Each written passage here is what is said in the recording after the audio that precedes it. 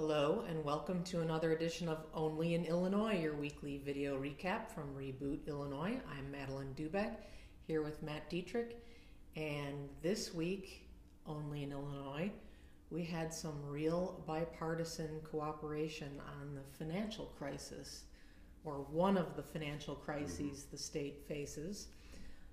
We had very quick passage by both the House and the Senate of a $1.6 billion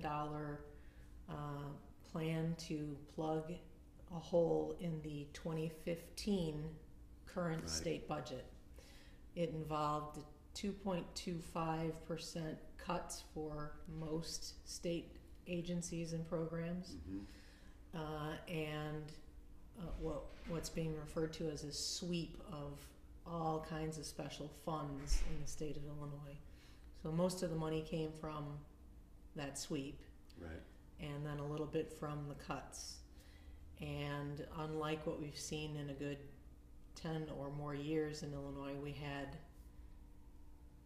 47 Republicans in the House voting for this budget plan, and 20 in the Senate voting for this budget plan, because the Democrats and the Democratic majority in the last legislature at the end of last year passed a budget that spent more than the state took in and was kind of hoping for a tax increase that never materialized. We've known that this was coming, that this emergency was coming ever since last year. Republicans who voted unanimously against the budget last year had warned that this was going to happen or could happen, because what the Democrats did last year and Governor Pat Quinn was passed a budget that assumed that our state income tax would remain at 5% on January 1st, that the 2011 temporary income tax cut would be made permanent, therefore giving the state another couple $1 billion in tax revenue. But that didn't happen. Governor Rauner was elected. The first thing he did was ask that the legislature not take any major action like that. The legislature didn't, not that they would have done that anyway. They weren't about to hand Governor Rauner a whole bunch of money to spend as he saw fit, and then have him beat them over the head with raising taxes. So the income tax fell, the personal income tax and the corporate rates fell by 25% on January 1st. So you have half of the 2015 fiscal year with the state taking in 25% less tax revenue, which is why we ended up $1.6 billion short. And this isn't just hypothetical here. There was a program that subsidized daycare for working parents so that they could go to their jobs. That had run out of money. Daycare providers weren't getting paid. And a daycare facility actually had to shut down for a few weeks back. Court reporters, they were being furloughed because the money to pay for court reporters was running out.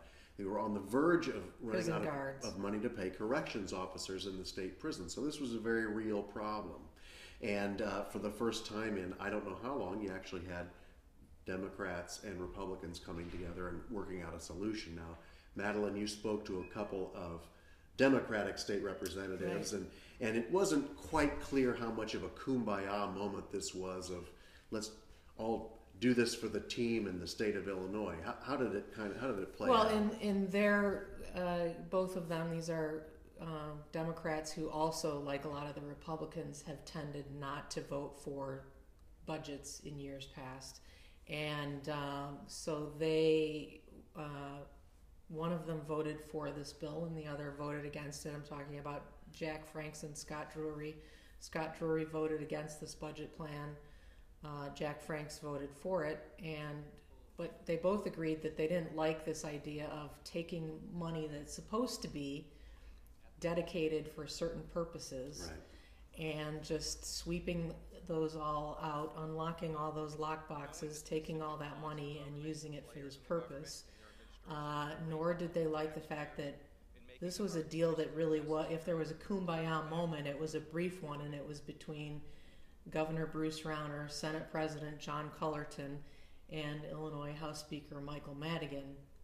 The three of them and their staffs worked out a deal, and just as has been the history only in Illinois, kind of rammed it through Right. both chambers as quickly as possible. So both Franks and Drury talked about, scrambling to read this $1.6 billion spending plan. It's not a simple couple of sheets of paper. Right, in a few minutes, basically, and being asked to vote on it. And so we didn't have a shaking up of the Springfield budgeting process this week. Right. But this was an interesting take on, in the past we had, the one year you had Representative Mike Bost throwing a tantrum. Right. And David Letterman had him on, and it became kind of famous. But that's what the issue was, is the budget typically comes out, vote, boom, it's done. Not much time for careful consideration. Now, they got this done, so we're good through the end of the year. We've got, another Until couple July of months. 1st. Now, they leave after this week for their 2-week Easter recess. They come back. That's when the session really gets started. I think that's when all of this niceness is going to go away. I just have a feeling. Well, this is not going to be easy. You and I talked, we're essentially 3 months behind now because it took them this long to get this done. And in another couple of months here, 3, we start the next fiscal year 2016, and that budget is projected to be, Bruce Rauner wants to cut more than $6 billion compared to $1.6 billion that they just took care of. Right. Now, on top of all that, it's going to be hard enough to cut these billions of dollars, but if you look at what's going on in the last few months, Bruce Rauner has toured the state on his empowerment tour, he calls it, talking about right to work zones. This has infuriated unions. He's talking only about cutting, and he's not talking about any new revenues. In the meantime, Senate President John Cullerton has given at least one speech to the City Club of Chicago, and rebootillinois.com featured an op-ed piece that President Cullerton had written, where he lambasts the Rauner budget as being a direct hit on the middle class. And Bruce Rauner in February in his budget speech talked about shared sacrifice.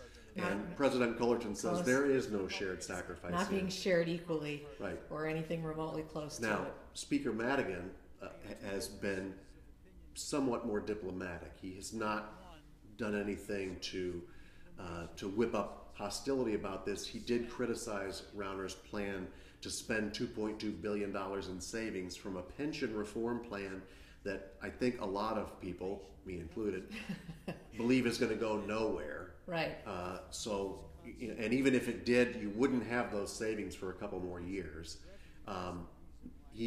Speaker Madigan. So that's he balances his budget using savings from that pension reform. Well, Speaker Madigan called that reckless, and that's about as critical as he's been.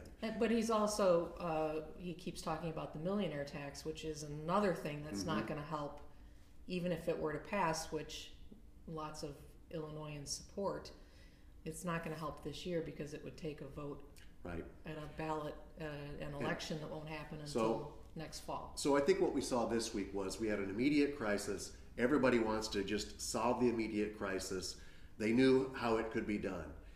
Now you're going into a situation where you're talking about next year's budget where very deep political, philosophical differences between Governor Rauner and between the two Democratic leaders are really going to come to the fore. And I think you're going to see a lot of serious arguing. And now you might see Cullerton and Madigan at least use the threat of their supermajority power.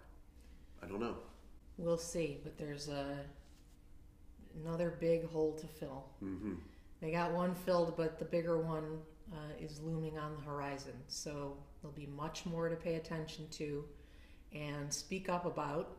And you can do that using our Sound Off tool. So check that out at rebootillinois.com. Look for the Sound Off tab at the top of our homepage.